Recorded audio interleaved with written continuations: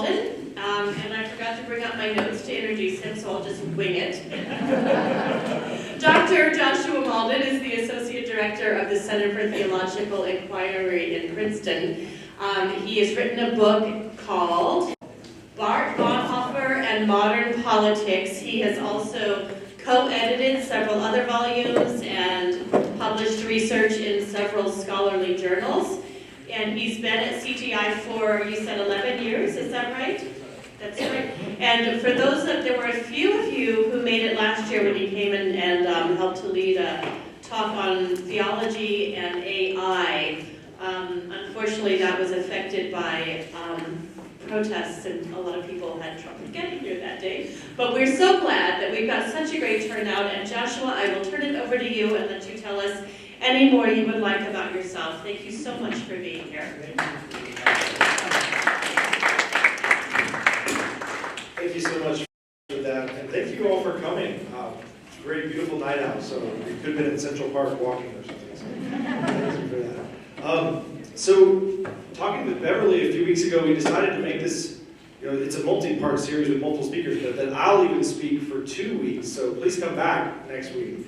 And because the idea is tonight I'm going to give a lot of the history of Dietrich Bonhoeffer and the Confessing Church, talk about the German church struggle, what went on in the 1930s, and we can, during the question and answer especially, be thinking about what our thoughts are about that for our own lives, for contemporary societies that we live in, and so on. But that will be even more so next week. So I wanted to talk tonight, just to get a lot of this information out there, and I very much kind of put this together for somebody who hasn't read anything about it, hasn't read all the history, know all the theology. So some of you who know a lot, some of it may be somewhat repetitive, but for others, I hope it will be helpful, whether you know a lot or you are new to this.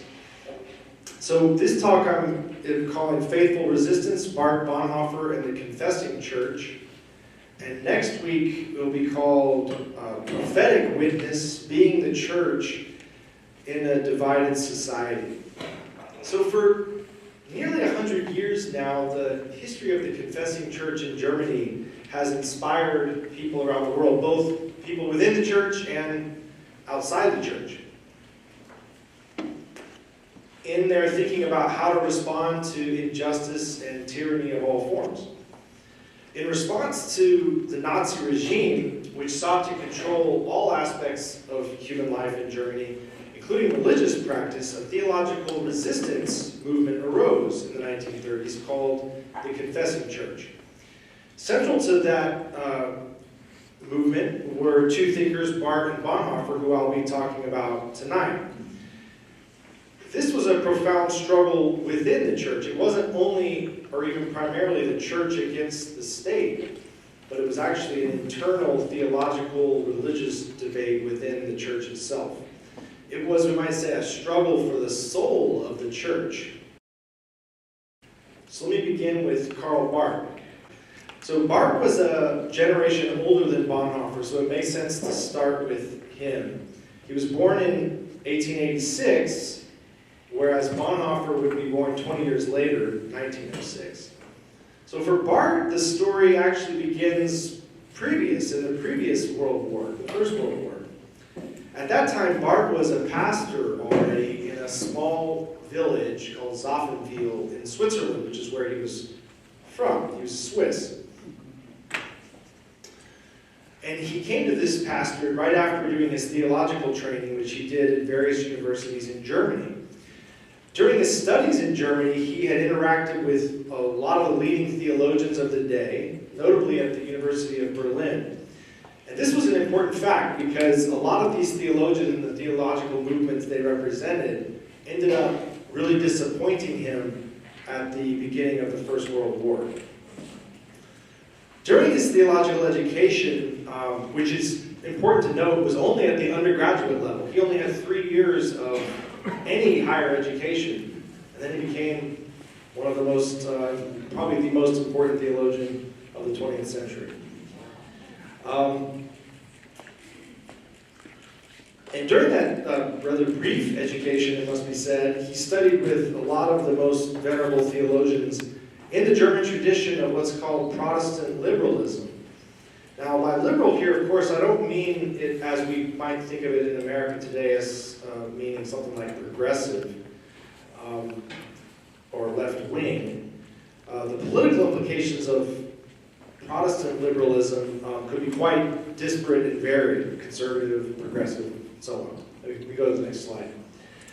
Liberal theology as it, Protestant liberalism, let's call it, as it developed in the 19th century, sought to ground theological ideas in human experience. The founding father of Protestant liberalism was the great German theologian you see here, Friedrich Schleiermacher, who lived from 1768 to 1834. So while he died something like 50 years before Barth was even born, his influence was still very much felt in the entire German-speaking world in which Barth found himself. And we can go to the next slide. Barth would later recount this particularly dark day on the eve of the First World War when a document was published by German academics, including theologians, supporting the military aims of Germany. Barth was appalled to find many of his own teachers and mentors, theologians, on the list of signatories to this document. For Barth, this was a sign that liberal theology, Protestant liberalism that is, was shipwrecked. Having already completed his theological education and already ensconced in a pastorate, he decided he would have to start over completely theologically and rebuild his entire theological framework brick by brick from the ground up. He did that, by the way, by reading Romans and starting with Romans, but I won't talk about that tonight. The problem with Protestant liberalism, Barth came to believe, was that insofar as it grounds theological knowledge in human experience, primarily, it's susceptible to coming up with theological ideas that support whatever cultural and political impulses human beings might come up with. He sought to ground a ground for theology that was entirely beyond or outside of human experience, culture, and knowledge. And as Barth once put it, Protestant liberalism tries to speak about God by speaking about man in a loud voice, or about humanity in a loud voice. Rather than beginning with human needs, tendencies, and experiences, and then building an understanding of God on the basis of that, he sought to begin the theological task by pointing to God's own speech and action as an acting subject. That's to say, God is not merely an object we discover or come up with through our own reflection and rational capabilities. As is evident in the scriptures, God is himself an actor in the drama of salvation. The story of the Bible begins with God's own speech to human beings who are called out from their own small ways of thinking into active dialogue with the Almighty. And this active speech and action is God's own self-revelation to humanity. A revelation that then is the source of all the theological knowledge that builds up how we should be talking about God. So Barth would take this perspective and write countless theological tomes over the course of his long lifetime, living until 1968. Most notable was his lifelong work, Church Dogmatics, which comes out to more than 10,000 pages long. It's about that. And it was still incomplete at his death. He never finished it. So this theological framework, I give all that because that was very important and the basis for Barth's response to the Nazi regime, which came a bit later in his life, let's say when he was 50 years old or so. In the early 1930s, when Adolf Hitler and the Nazis came to power, many German Christians sought to reconcile Christianity and align Christianity and the church with the rising political movement of Nazism, believing that aligning the church with this regime would secure its position in German society. This movement was known as the Deutsche Christian, just German Christians, but it's a specific term of art. who advocated for a version of Christianity that was compatible with Nazi ideology, promoted nationalism, racial purity, and even sought to purge the Christian faith of what they saw as so-called Jewish elements, including even the entire Old Testament.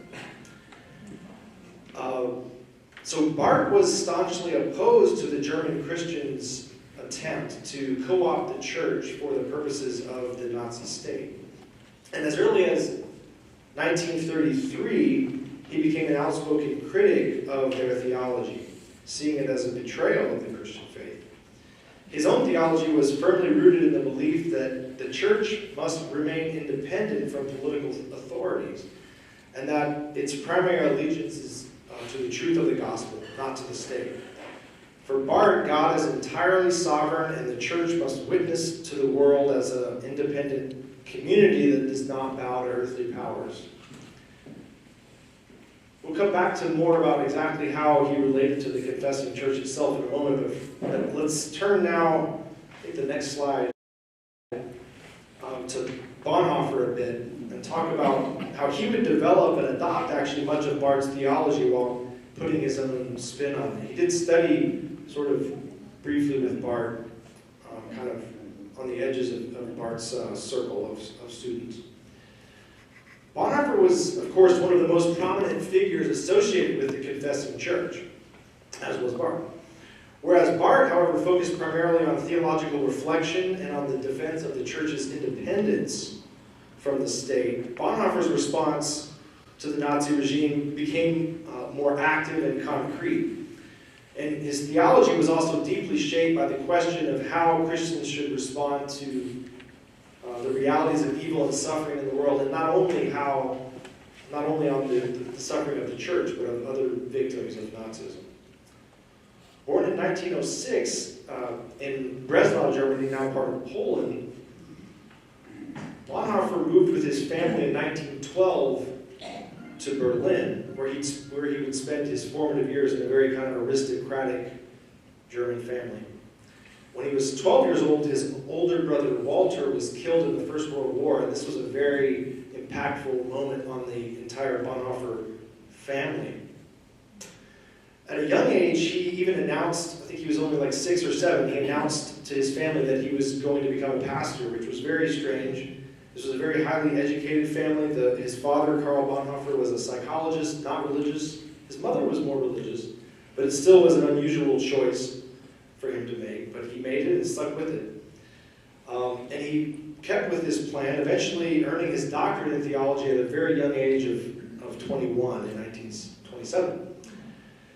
He then, there's a lot of amazing history, you should read all the biographies, but one of the amazing things he did shortly after that, he was actually too young to become a professor because they had a certain age you had to be, and he got his doctorate too early to become a professor. So he went to Spain, or to Barcelona, Spain, to become a pastor in a German congregation there in 1928-29.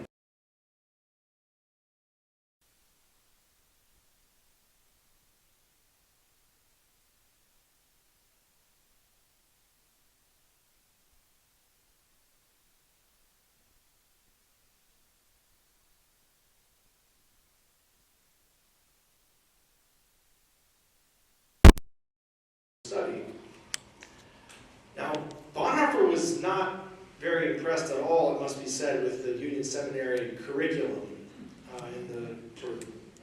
which he thought prioritized social issues at the expense of theological reflection. Nevertheless, he cultivated important friendships with a lot of students at Union at that time, including, very importantly, with someone named Frank Fisher, who was an African-American classmate of his. And Fisher introduced Bonhoeffer to the black church tradition at Abyssinian Baptist Church in Harlem, and to the socially conscious preaching of Adam Clayton Powell there. A classically trained musician, Bonhoeffer was also deeply impressed by the tradition of black spirituals, which years later he would share with the seminarians he taught at a confessing church seminary in a remote village of Finkenwalde in Germany. We'll go to the next slide. So after that year here in New York City, he went back in 1931 to Germany, and he became a lecturer in theology at the University of Berlin. And at that point, it really seemed like his trajectory was going to be that of a typical German professor of theology. But that was 1931, of course, and his trajectory was profoundly altered by the rise of Hitler to power, the Nazis to power, and Hitler in 1933. So when the Nazi regime tried to so-called coordinate the churches into ideological cooperation with their ideology, and Bonhoeffer worked on behalf of the confessing church, those who resisted this infiltration of Nazi ideas. A couple years later, going through a lot of history quickly, a couple of years later, 1935, he was actually appointed as a director of a seminary, a small seminary that was meant just to train people in this confessing church. And in the third section of the talk tonight, I'm going to talk more about that whole history of the confessing church. But he went to a small, remote area and was directing students who were training to be pastors in the confessing church. And then only 2 years later, that, of course, unfortunately, was closed by the Gestapo. So that was closed down. And then in 1939, interestingly enough, he came back to New York City again, a second time. A shorter stay that not a lot of people talk about all that much. And I actually have a whole paper about it. It's actually a very complicated history, but he only came for only about 3 weeks in 1939 in August.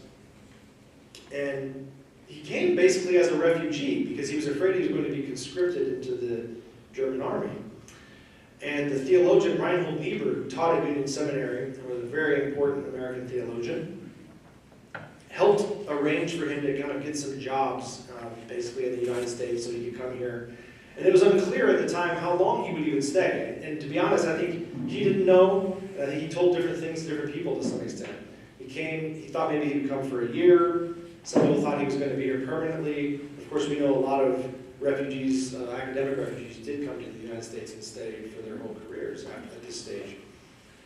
So he came, and he was over on the other side of Central Park, kind of stewing in the dorm room for a few weeks. In fact, even on the boat ride over, he was already thinking maybe he made the wrong choice, according to the letters you can see. And he went to some churches around. He may have come here. He went to several churches around. And was rather unhappy with the church life in this country too, oddly enough. But I went to Riverside Church for sure, up there. And he wrote a very amazing letter to Reinhold Niebuhr just before deciding to return back. I think the next slide has it.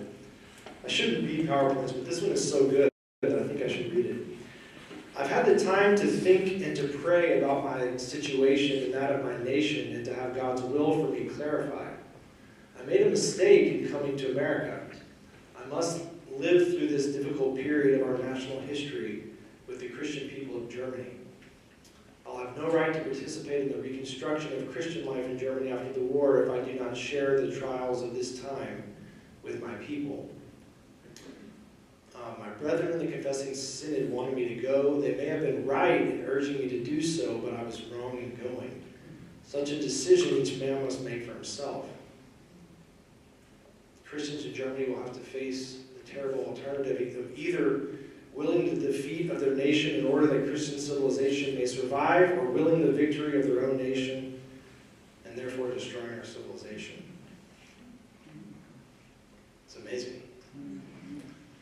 He went back on the last ship out. Yeah. So back in Germany, Bonhoeffer was soon forbidden actually from speaking in public or writing anything, publishing any of his writings. And he also lost his teaching job at the University of Berlin. So nonetheless, he managed to secure a post in what was called the Abwehr, the German military intelligence agency. And at this point, he'd really become almost like a double agent. His entire life had changed, and he was beginning to work for kind of resistance activities against the actual regime itself. But this also, so this allowed for him a position from which he could seek ways to actively resist the Nazi regime. But he was not safe from the suspicions of the Nazis, and in 1943, he was arrested and placed in Tegel prison in Berlin, and 2 years later his name was kind of discovered amongst a list of people who were involved in a conspiracy against the Nazis. And Hitler actually himself ordered that all those conspirators be executed. He was actually executed only a few weeks before the Allied forces came in to Germany. We go to the next slide. So that's kind of Bonhoeffer and Barth, but I want to step back and also talk a bit more broadly about the confessing church, because it was a broader movement even than these two theologians, even while it's safe to say they're probably the most famous theologians who were involved in the confessing church. And they were involved in different ways. So when we think of the confessing church, we also think, of course, of the Barmen Declaration, and you have that on your handouts of that. I don't think I'm going to go through any of that very detailed, but you can kind of look at it as you want. Take it home, and but we'll talk a bit about what it was, what it said. The Barmen Declaration was in many ways the high point of the confessing church, and that's saying something. It was only 1934, so it's pretty early. And things after that, especially once the war started, became very complicated, of course. But it was drafted by Karl Barth. He pretty much wrote it, and his theology is very evident throughout it. And if you read Barth, you can tell he wrote this, just by the style even.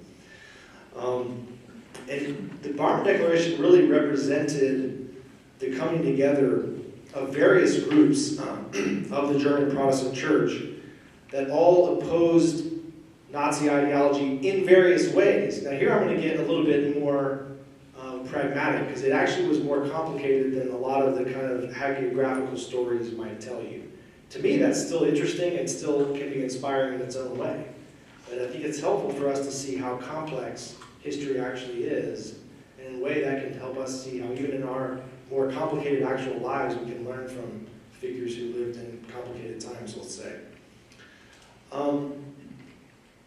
Try the next slide. Let's see what that is. Yeah, that's right. So there are several factors about the confessing church, and thus, as well as the Barmen Declaration as an example, that we need to keep in mind. One is that, in a way, by the way, I want to start pointing out a lot of things that actually make their context different from ours, just so we can kind of see what the continuities and the discontinuities, let's say, are.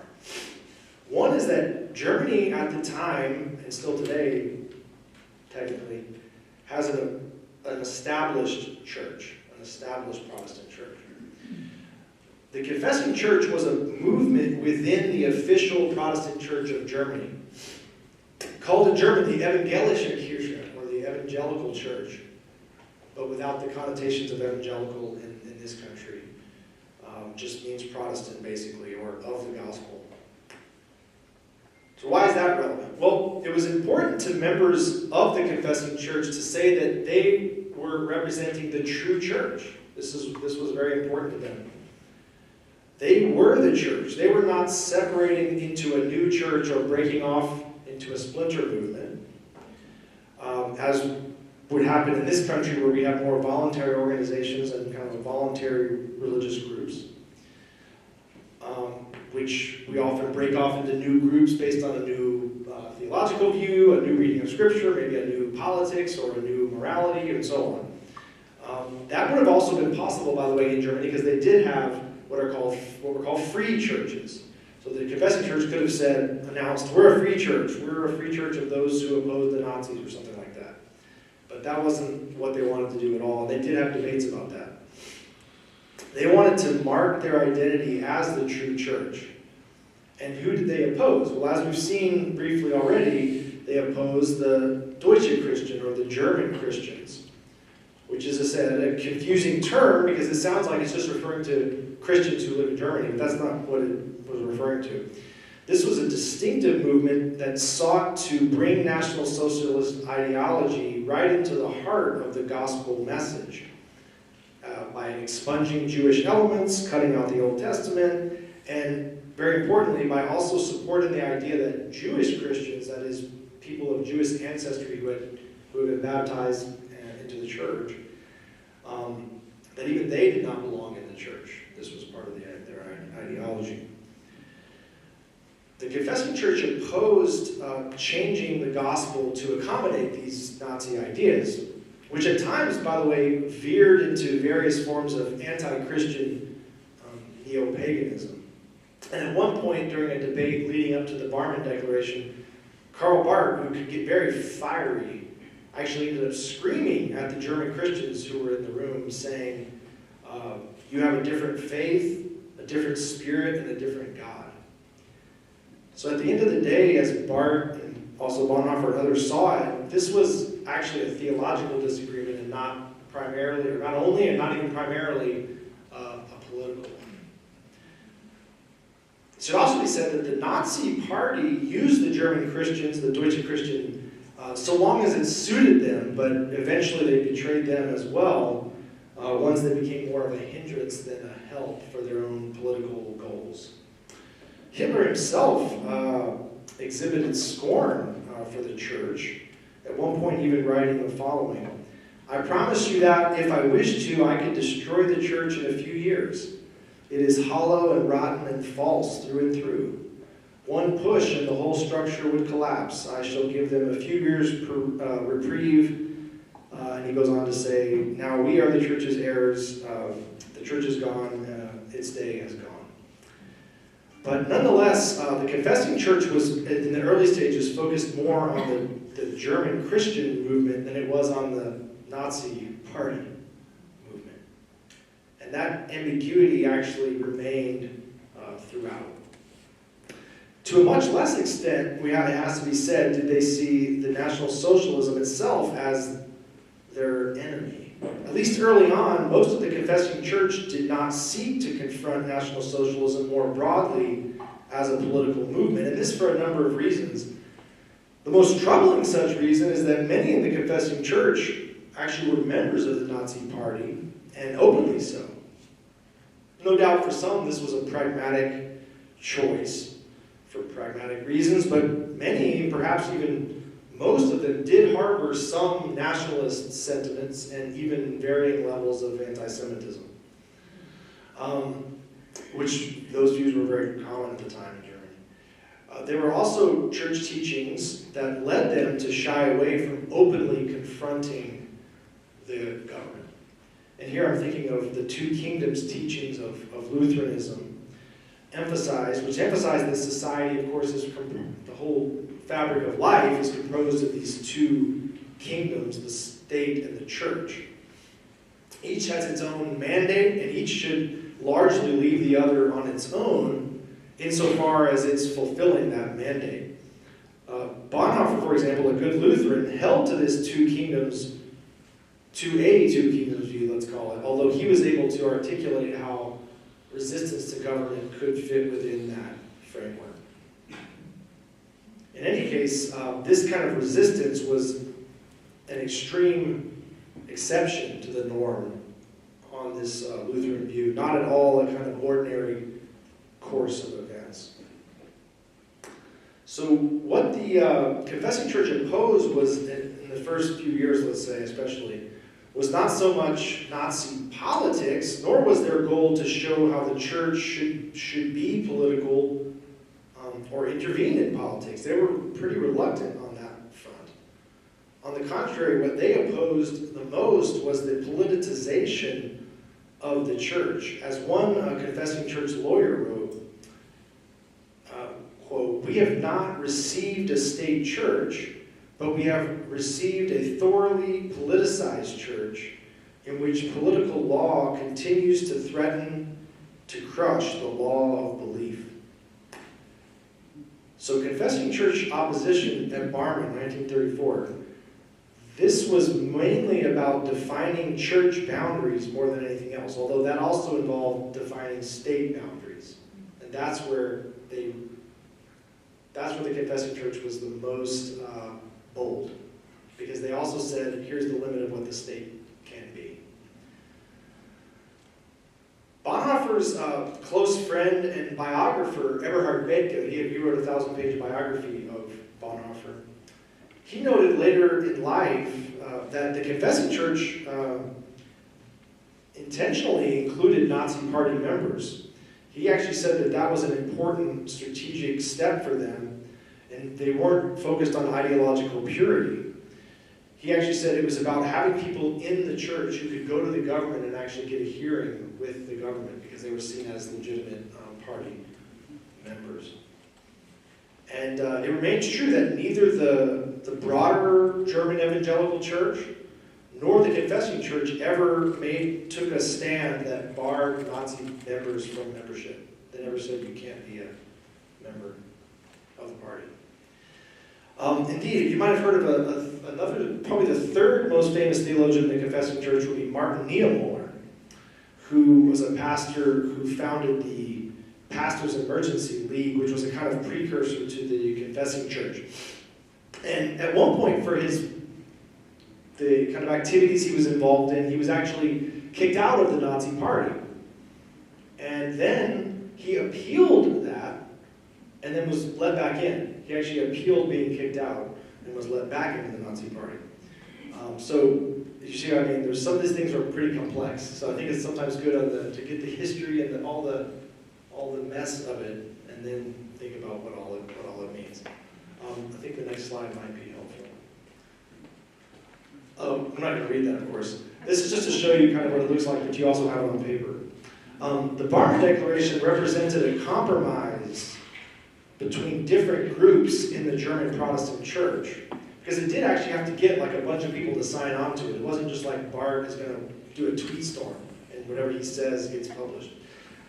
They had to get like all these constituents who had different views to sign it, including those who thought the church should openly denounce Nazi ideology more broadly, as well as those who more narrowly wanted to oppose the German Christians who sought to change the gospel with Nazi ideas. So the result is, at times, seems like a more restrained text than you might expect, but other times I read it actually, and it seems more, while it has a theological focus, it does seem a bit more political. Maybe go to the next slide. I'll show you what I mean. If you go down to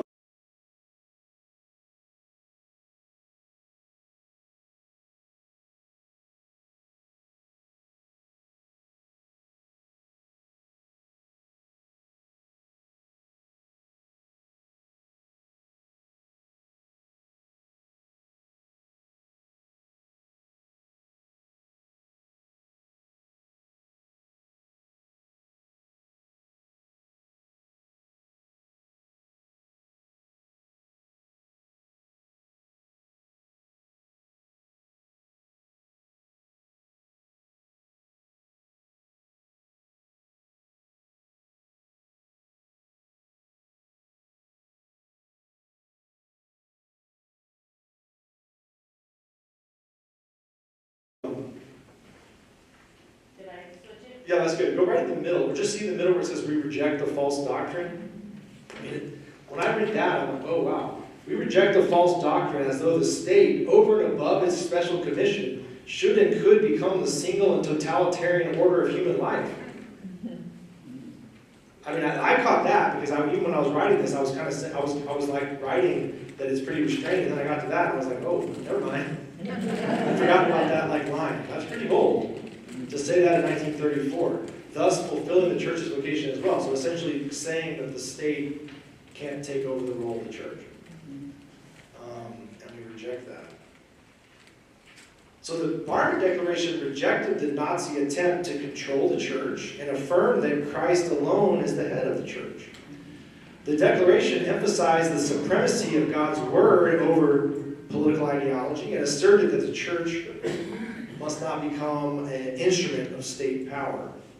And it has these 6 theses, each rejecting a particular theological error associated with the German Christians. And then it asserts that the church's authority derives from Jesus Christ, not from any political leader or national agenda. The first thesis affirms that Jesus Christ is the one Word of God to whom we must listen and obey. The second rejects any doctrine that allows for other sources of divine revelation outside Christ. That's an important one. We can talk about maybe the question and answer why that's important, but the idea is that like the history of a culture and its racial heritage is not a source of authority for the church. That's kind of what that's getting at. The third thesis maintains that the church's message and order must not be shaped by worldly ideologies, but by Christ alone. The fourth and fifth insist that the church is not an organ of the state, as we just saw, and must remain independent. While the final thesis affirms that the ministry of the church is one of proclamation and service, not the propagation of nationalist ideology. Maybe the next slide. So this all provided a basis for later resistance, not by being overly political, but by focusing on the theology, even to the point of resisting to some extent until it can't be resisted being political. It focused on the identity of the church, or what it means to be the church and what the church fundamentally is. As Bonhoeffer would put it in one of his writings, the church actually takes up space in society. Now, one could debate today whether the story, I think we could talk about this, maybe the question, whether the story of the confessing church is an example to be emulated or something more like a cautionary tale. As I was even walking over today, I was thinking, a lot of it has to do with just hindsight bias. Because they were living in that moment. They don't know, of course, what they knew later. In the end, it took the full experience of Nazi terror over many years for members of the early confessing church to realize they should have done more early on to resist Nazism head-on, directly, and especially to support the Jews. At the time, the desire to keep the church free of Nazi ideology also involved the desire that the church remain apolitical in general. If the confessing church opposed a Nazified version of the gospel, there was a strong movement within it that also was reluctant to preach an anti-Nazi politicized gospel. What is more, many in the confessing church actually supported a good number of Nazi policies. They would, for example, say, we support the Führer. He must not know what bad things are happening that his underlings are doing, for example, these kind of things. So they had several motivations to refrain in their own views, at least, from outright resistance until it was far too late. So that's my attempt to kind of give you a whole bunch of stuff. Maybe one more slide. So maybe throw out some things here. Dangers of politicizing the gospel, the role of the church in resisting injustice, the balance between theological integrity and political engagement. A lot of these are things I'm thinking we'll talk about next week, but I'm throwing them up there to say that we can have that discussion now as well in the Q&A, but also we can talk about the history and how should the church respond to contemporary challenges. So thanks for your attention, and we can have discussion as well. Yeah. Could you just go back a little bit? The last point here about Bonhoeffer's later stance was more radical. Can you talk a little bit about where he ended up? Oh, sorry, I think I just turned this off. Where he ended up. Yeah, I would actually say Bonhoeffer was an outlier also from the beginning, even within the confessing church. So I'm kind of giving the hit. I kind of moved to the broader confessing church. He was pretty unhappy. I skimmed over a lot. He was pretty unhappy even with like the Marmon period, and thought they should be doing more kind of for example, for the Jews themselves. And not only for example, so some of the confessing church thought they should only be concerned with Jewish Christians, and not for just the Jewish community more broadly. And he actually, one of the historical points of his life that I didn't talk about was he wasn't even at the Barman meeting, because he went to London and spent a year at that time in London. That was one kind of year that I skipped over. He was working at a German church in London, and one of the reasons he went there really was because he was disappointed in kind of where the confessing church was. Again, I don't want to do too much of a story where he's like the hero and the confessing church is bad, but he was kind of a little bit ahead of things in that regard, you could say. Yeah. And one more historical thing. How did Niemöller get from petitioning to get back into the Nazi Party to the quote that we all know and is being used so much today, they came for them and they came for them and I said nothing and I said nothing. And, Yeah. I think that's the part where I said, it took the full experience of the Nazi terror. There's a really good book by Victoria Barnett called The Soul of, is it The Soul of the Church or something like that? But she talks a lot about the memory of the confessing church, because people like Niemöller lived like into the 1980s. So he had to kind of think and reconcile with all of that. And a lot of them did, and they had to, it was very hard, because there's even recordings of them saying like some pretty bad things, like for example, something, not Niemöller, but other pastors, something to the effect of, we shouldn't have this or that, but if the Jewish community is like disempowered a little bit, that could actually be good, these kind of things. So there's actually, it's actually written down. So then they had to kind of come up with stories about how could I have said that or believed that. And it's just such a huge transformation of overall ways of thinking. It's actually hard to even imagine, I think. Yeah. But yeah, right. Yeah, I was interested more right now in the attitudes of the confessing church towards the Jews. And you suggested that there were people like Bonhoeffer that wanted to protect the Jews and other people who wanted to focus on the Christian Jews. Were there any members of the confessing church that actively tried saving Jews? I mean, Bonhoeffer did for sure. Right. And others did, yeah. I'd have to think through examples. There certainly are. Bonhoeffer did a lot of that, actually. Yeah, he helped us a lot of people get out of the country. And a lot of it too it comes down to also, it wasn't all, some of it was just pragmatism. So some of them, they would have thought, well, if we stick our neck out more, we'll just, even the small benefits we're trying to do for people, those will be squelched. This came up a lot also. There was a lot of even before the Jews were heavily persecuted, they started with persecuting kind of institutionalized people who were in various kinds of asylums for mental health and so on. And there was a lot of those were church-based kind of hospitals. So the pastors had to, and the directors had theological convictions, and then the Nazi Party would come and take the people away.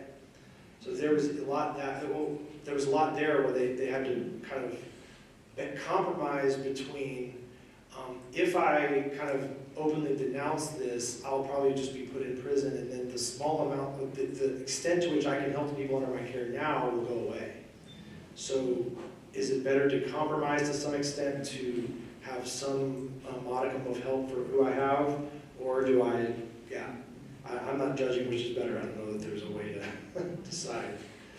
But I think the same thing, there would be such a wide panoply even in the confessing church to some extent, where some were probably just more cautious for political reasons. Some actually harbored certain views that we probably find offensive. Others actually did do the work that you're talking about. Yeah. Could you tell us again what he gained from attending the Abyssinian church? He once said, Bonhoeffer, that he never heard the gospel preached in America, except there, except in the black church. I don't know if it's the passion. I think it's actually just the actual content. I think he thought, there was some of that too, but I think he thought he did think, he talks about this, you can find the letters. He thought that a lot of sermons in the U.S. had become kind of trite, were focused on too much on social issues. I mean, he said they're talking about whatever it is, like the latest bill in Congress or something. He's like, why are they talking about that? He didn't understand. In a German kind of tradition, it should be like you actually preach the gospel in this very kind of robust way, or you're not doing the right thing. And when he went to Abyssinia, he's like, okay, that's it's a different style than I'm used to, but that's the content of what I'm looking for. Yeah. And he also like actually worked there some. He would go there and like teach youth and so on. So he got really involved. It's interesting to think of him being there. Yeah, it's amazing. And I'm really interested in the 1939 part because he even, when you read the letters, like he even like walked up and down the streets of the city just trying to decide what to do. Like he could have walked like right here. He just like walking like in the letter. He's like, I spent the whole Sunday just like walking up and down, like really anxious and depressed about like what I should do, what my next step should be. So,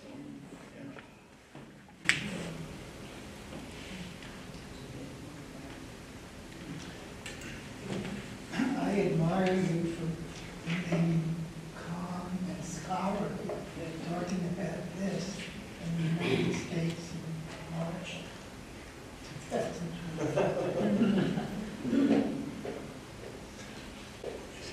Say more. Back to Barth. Yeah. Could you say a word about his letter to the churches? Barth's letter to the church. Barth's letter to the churches. Which one?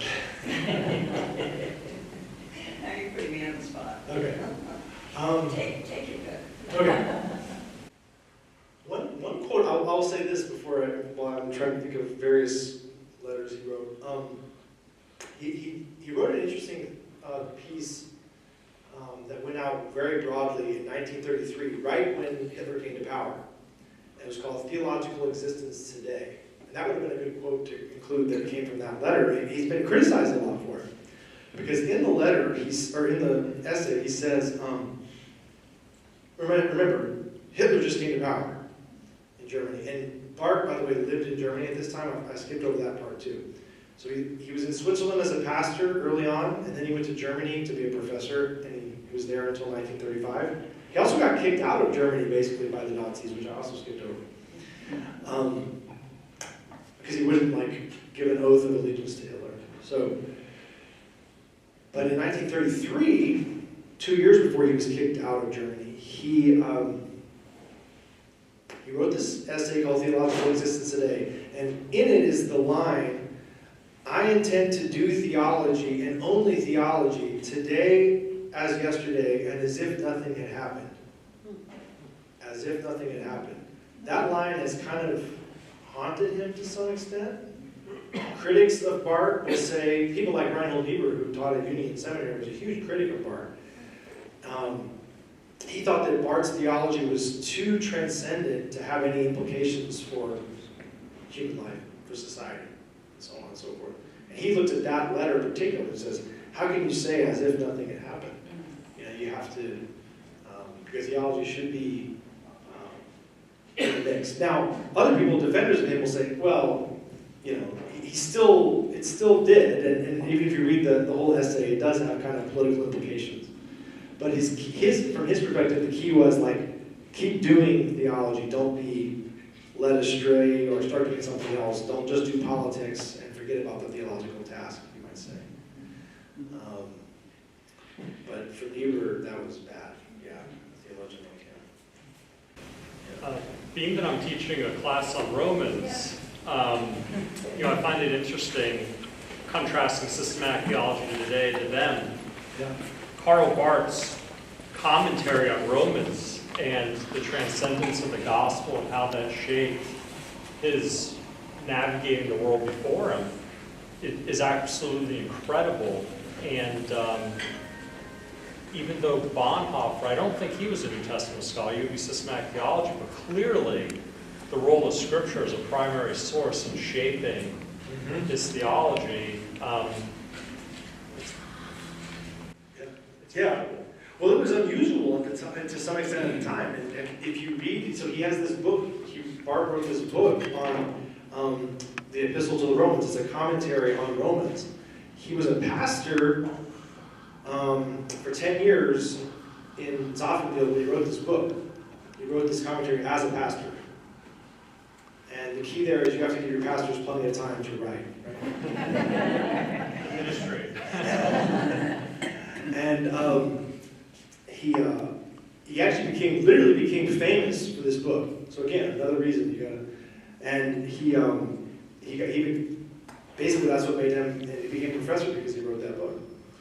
If you read it, it's a kind of a wacky book actually. I like it, but it's out there in the sense that he's not a New Testament scholar. He's a theologian, but he's like doing the exegesis as well as any like New Testament scholar would. And yeah. Which book is that? It's just called Romans. The Epistle to the Romans, with a Römerbrief in German. So it's just like it's basically a commentary on Romans that he wrote. And then yeah, he was a big time scholar, so he just like wrote all the time. But in 1935, there was this professors in Germany had to give an oath of allegiance to Hitler because they were civil servants of the society, and basically he wouldn't do it, and so he literally had to like leave his job, his teaching professor, and go back to Switzerland. So luckily he was from Switzerland, so he was able to go back there and live there. I have a question listening to all this. How do you relate transcendence to God's revelation in regard to the confession church theology? Yeah, transcendence in God's revelation. Well, I think that was part of why they were able to resist the actual Nazification of the church. There was this term in German called Gleichschaltung, which was meant coordinate all totalitarian society, coordinate everything into one system where all forms of life, all sectors of society are in accord with it. And there were a lot of theologians who sought to really, they would talk about how every community has its own history, and we're all of our ideas come out of this tradition and this history. And part of that, the problematic part of that, was it included like a racialized history. And because the confessing church had this more transcendent vision of God's revelation, I think they had the tools, the toolkit to not be tempted by that particular part of it. Yeah. What was the Christian church ratio to German Catholics in the 30s? The reason I bring it up is the BBC did a documentary on the silent hour in which the Pope refused to condemn Hitler. And supposedly they are releasing over 1 million documents during the war to see why the Pope would not condemn him. Yeah, I don't know the exact numbers, but there was a sizable Catholic population for sure. And they were waiting to hear what the Pope was going to do. Yeah, and they had a concordat kind of an agreement between the Catholic Church and I believe that Roosevelt sent the CEO of United Steel to try to convince the Pope that we, as allies, we were not going to compromise on the surrender. Right. Yeah. So the Catholic Church was primarily in the German Christian movement? No, I wouldn't say that. No, I wouldn't say that. So when I talk about the German Christian, in fact, I wouldn't say that at all. The German Christian movement was very much a Protestant movement. Okay, so the Catholic Church had its own separate... Yeah, the Catholic Church, I didn't talk at all about Catholicism tonight, and it was a separate thing. Partly because, Catholicism is centered, in Rome to some extent. So there was this sense, going back to Luther even, of course, that Protestantism and Germanness are somehow, commingled. So, there was debates in the Protestant church, this was called the Protestant church, that's what it was. There were debates about whether, some people even, they would talk about that Jews had to become Christian in order to be German.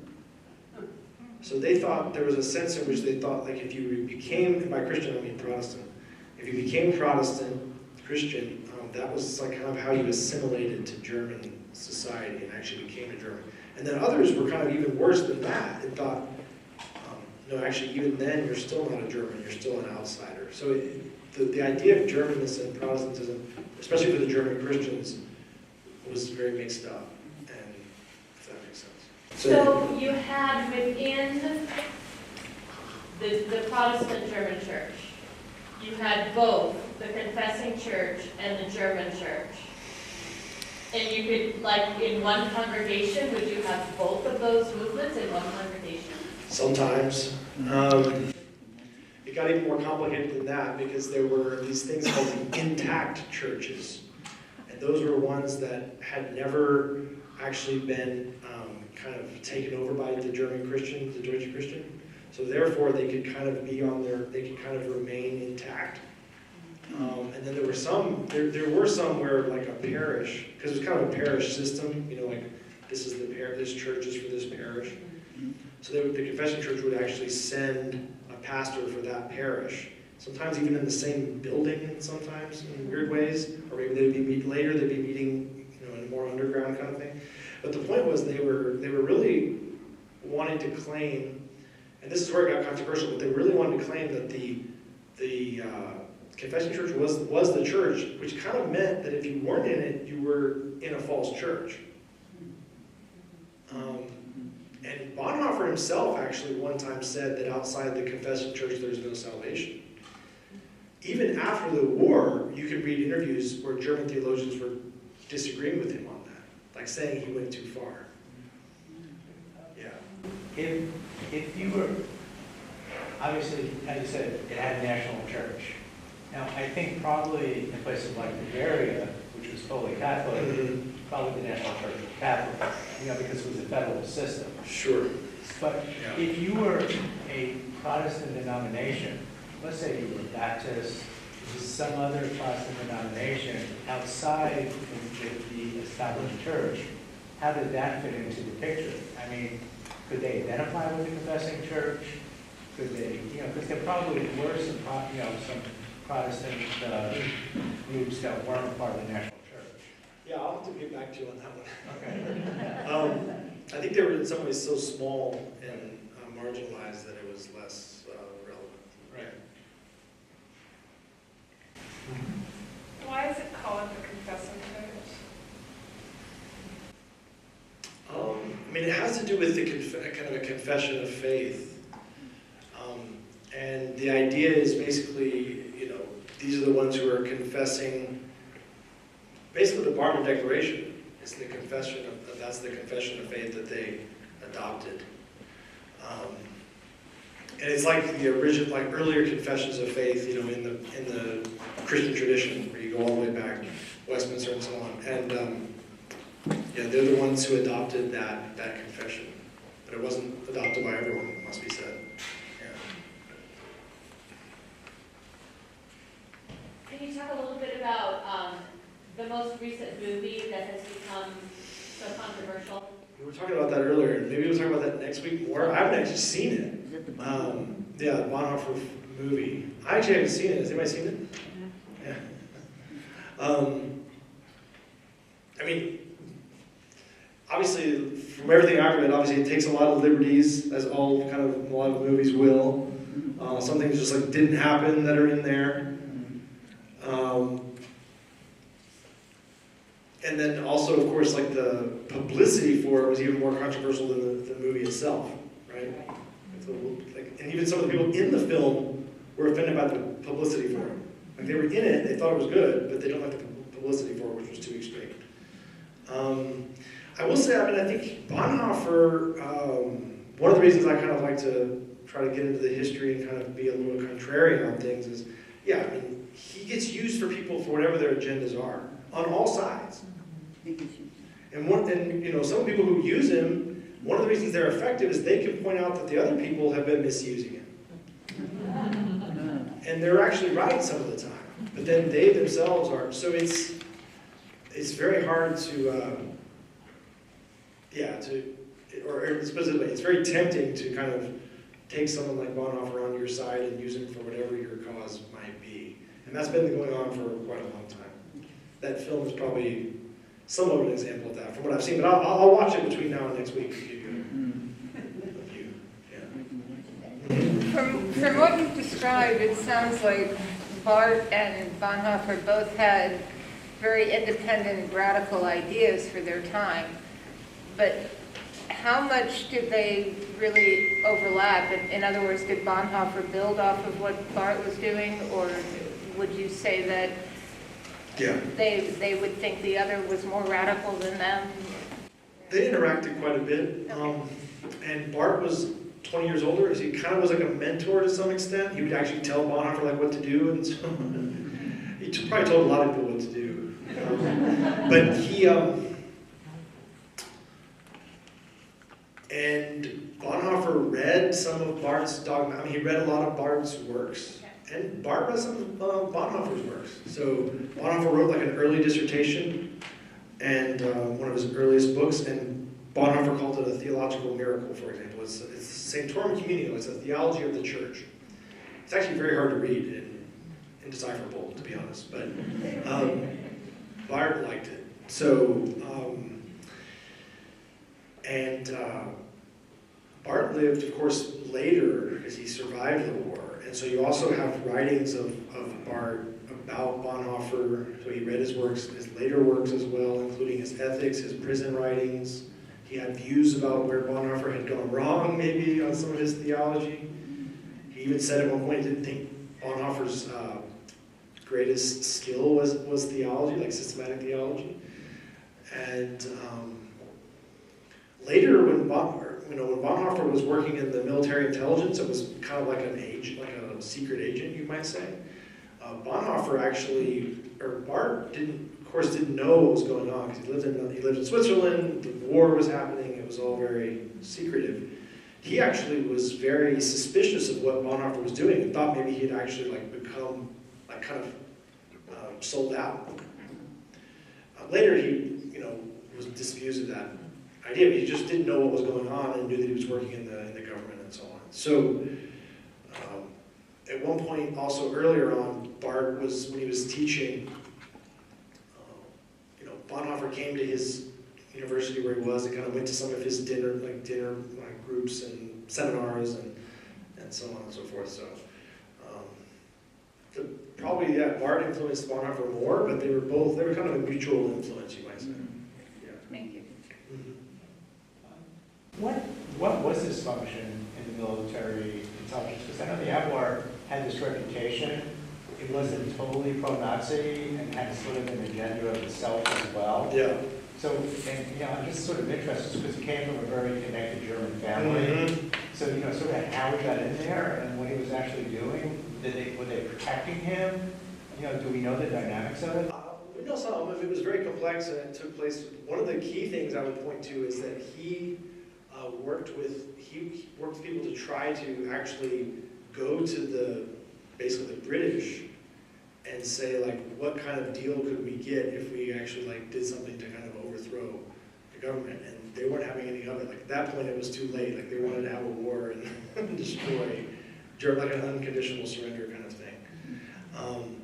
But it is also important, it's also important to say that he went there in large part to avoid being conscripted into the military. The other thing that happened with the confessing church that was interesting was that most of the students that studied with Bonhoeffer at his seminary conscripted into the military, went to the war, and most of them died in the war. So, and Bonhoeffer did not want to go into the military for a variety of reasons, but most of them were still fairly patriotic. That's the other thing that kind of changed. Once the war broke out, I think there was kind of more patriotic sensibilities all around. So. But that kind of was one of the ways that he was able to avoid that whole framework. There's also a lot of debate. A lot of things are contested too in Bonhoeffer, scholarship too. How much some people think he was an assassin, he was trying to actually kill Hitler. A lot of people think it was much less. It's not always known. That's part of it. There's not clear evidence for a lot of these things, but. the idea that he was like actively involved in something is contested. And it's more like he was giving them a moral framework for how they could think about these kinds of He was connected to some of the people who were involved. Yeah, he was connected, so it was more like, to what extent was he talking to them, giving them almost like guidance, moral guidance, you might say, as opposed to actually, I don't know, involved technically or something. Wasn't, okay, my memory's a little vague, but didn't his brother get him that position, and in part of what he was doing was in the efforts to get people out? Right, that was one of the huge ways that he was able to Yeah. get so many people out of Germany, and really, I mean, at that point, he really was risking his life, of course, and that's what happened in the end, yeah.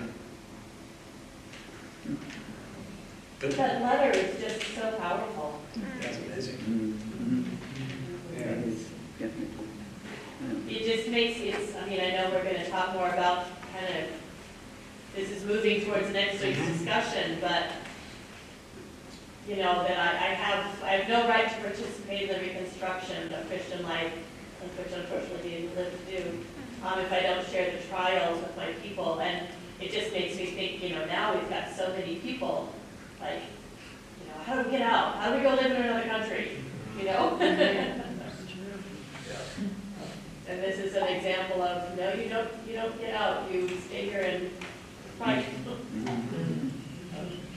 Yeah. Josh, you know, there is a connection with the church, obviously, because Henry Sloane Coffin, who was the head of Union Theological when he was there, had just left a few years previous as being the pastor, you know, sort of the founding pastor of Madison Avenue Presbyterian Church here.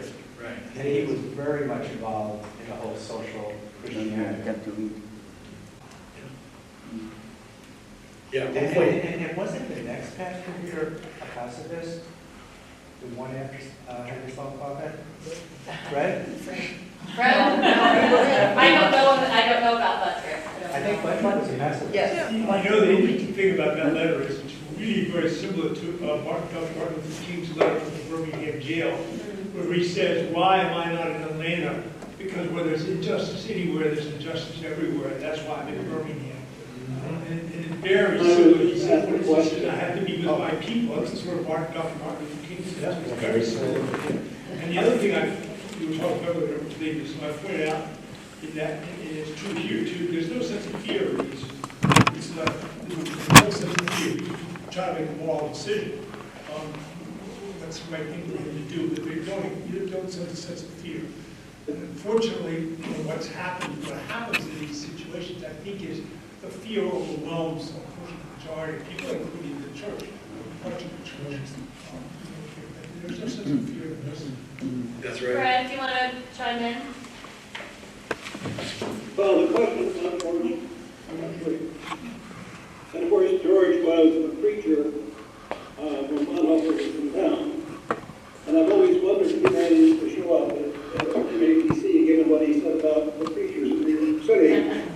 Because Dietrich probably was the most important preacher in English in the 20th century. He ranks behind Billy Graham and behind Martin Luther King for other reasons, but logically it's pretty hard to get beyond your Dietrich. George was a pacifist, and part of his genius during this whole process was that though he remained a pacifist, he remained very, very much a supporter of the military troops.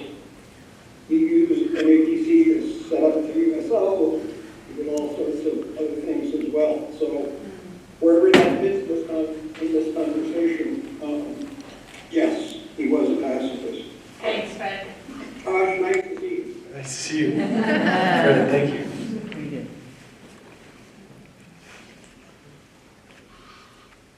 I heard it just to the point that was made earlier about fear and courage, really. I heard a lecture recently about, was the name of the Russian dissident Navalny? Is it Navalny? In his recent book, it's called Freedom, isn't it? Or what's it called? No, Patriot. And, you know, that's another, the paper was comparing Navalny with this, because both went back, like knowing there was very high likelihood that exactly what ended up happening in both cases like would happen. And that book, Patriot, is like that, just as you said, like very courageous tone, and actually very funny even in a sense. Not this so much, but that book, a sense of humor actually in the face of that kind of injustice. See, I remember complaining political, but the Trumps of the world hate this stuff because they're playing on fear. He's saying Bonhoeffer or Hitler, whoever, he's saying, I don't have no fear. And this really strikes right at them. And they know politically they're playing a game of fear. That's what Hitler did. He feared humiliation of what happened in World War I. Which is what Trump's doing. He's playing a game of fear and humiliation. You've been left out of this great society in America. It's created, that's because it's a deep state and all this stuff. If this strikes right at it, and probably a good indication of what we really should do as a church, which is unequivocal to make a statement.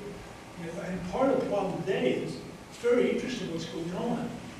Because the government is so involved in so many institutions that they're silenced. There's people that don't really, the majority of the business community can't stand what's going on with this. These guys are nuts. You just see it every day in the stock market. But they won't say anything. You have the leaders of Apple and Google and everything appearing at the inauguration. That was disgusting. And yet, and yet the government's so involved. You really got to want to sort of stand on your own like he was there. He's not sort of bowing down anyway. Did he sign, or would not sign, went to Switzerland?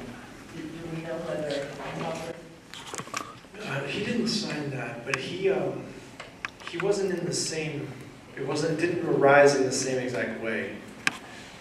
There is another interesting story. Maybe we're closing on time, right? But maybe a final. There was an interesting moment in the biography of Bonhoeffer where Eberhard Bethge was this kind of younger colleague who was a colleague of his and who later wrote the biography of Bonhoeffer. And they were at this cafe when I think France surrendered in the war. And so there was this huge sort of uproar in the cafe. All the people stood on the table singing like patriotic songs and so on. And they're all like giving this Nazi salute. And the younger man, Bethge, was wasn't giving the salute out of some kind of principle, right? And then Bonhoeffer told him to do it and said we're both giving the salute. And he's like, and then he said something to the effect of, there will be bigger things we have to worry about, but not that sort of small thing at this stage. We've got like bigger problems to deal with. So it's also pick your battles. Thank you so much.